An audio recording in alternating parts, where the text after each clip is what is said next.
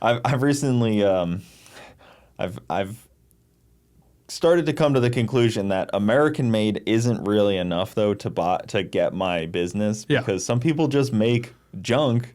Oh yeah. Expect just because they put like USA made, it doesn't really it's not really enough to justify that you have to support that brand just because they're the ones that make it in the U.S. It's kind of a weird double-edged sword in that. Yeah, it's definitely been overplayed too. Like, like you said, there's just as much nice stuff that comes out of Germany, Italy, Japan. Yeah. I mean, sometimes nicer. Yeah, and Japan's great with tech. Like, if the culture isn't there of the company, like Australia has so much good parts. Yeah, exactly. Although some of them come from China, then to Australia, then here. Which you see a lot of bad imports come from Australia too. Yeah. A lot of good ones. A lot of good parts come from Australia, but there's a few people I know that not to be confused. Are CNCing parts and making things there. Yeah, yeah. And there's a lot of good stuff, but I mean, it's like anything else. There's just a potential for bad stuff to come down the line, and bad business as well, like take your money and run type of situations. Yeah, I get slightly frustrated by that like notion of you earn my business by just making it here on this soil, but it's like you actually have to make a good product too. Yeah, you don't get to just disguise yourself.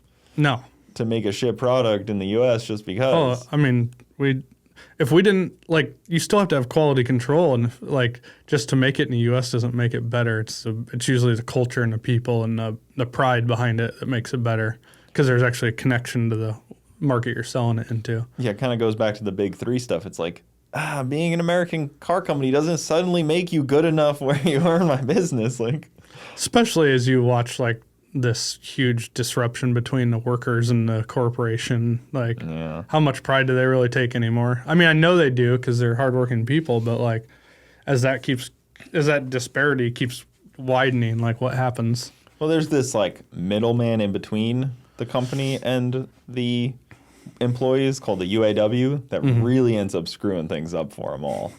But they think that actually the UAW cares about them.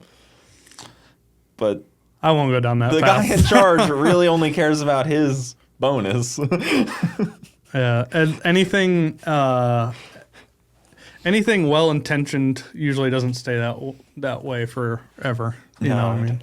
Yeah, it's a tough deal to be forced into this union that doesn't care about you. But most people that are part of the UAW actually don't like it.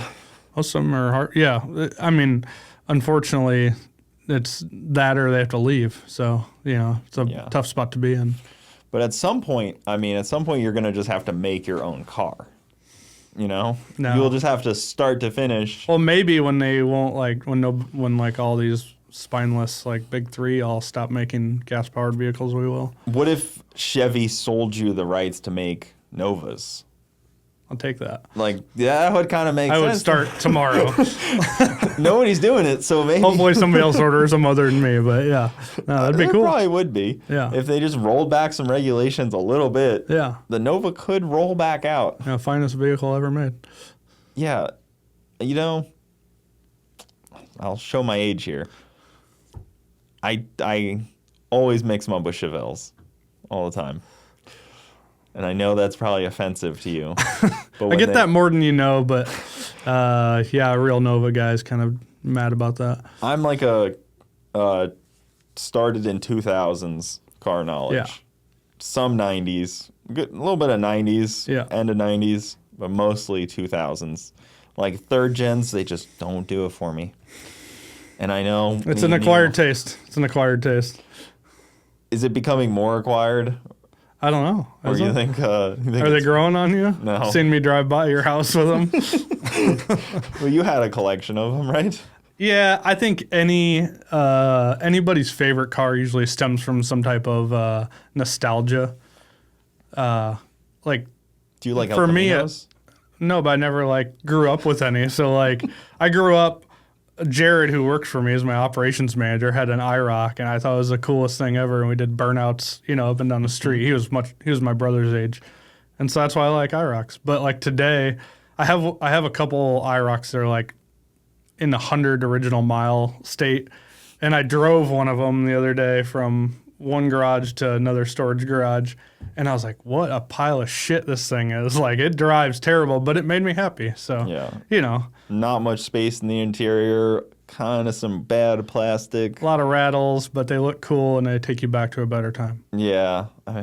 That's why, like, 57 Chevys had their era. Now they're not in demand. The prices have gone down. Yeah. 69 Camaros, they're still up because they're, you know, the people who love them are still of the age to own them and pay a lot of money for them. But, like, third gen's next, man. I'm sure there's plenty of people punching the air right now, like, fourth gens are so much worse than third gens. It's like, I like them all. I didn't really grow up with any cars, though, so I kind of just, my taste was fully independent of. So you like tan fourth gens that came with V6s. Absolutely. Yeah. How could you not? I have two. That, too, is an acquired taste. I personally have two of them.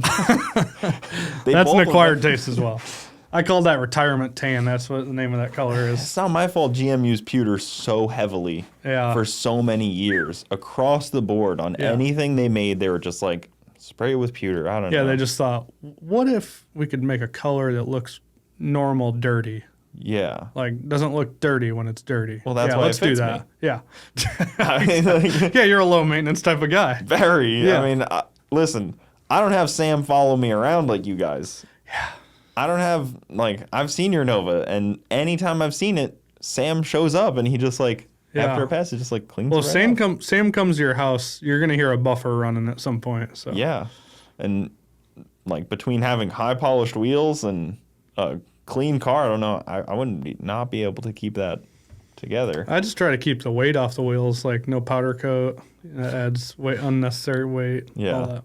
Guys, thank you for tuning in to the Bogetti Clips YouTube channel. For the full podcast, check us out on Bogetti Studios YouTube and all your audio platforms. Also, hit that subscribe button to not miss out on any of the new Bogetti clips coming up.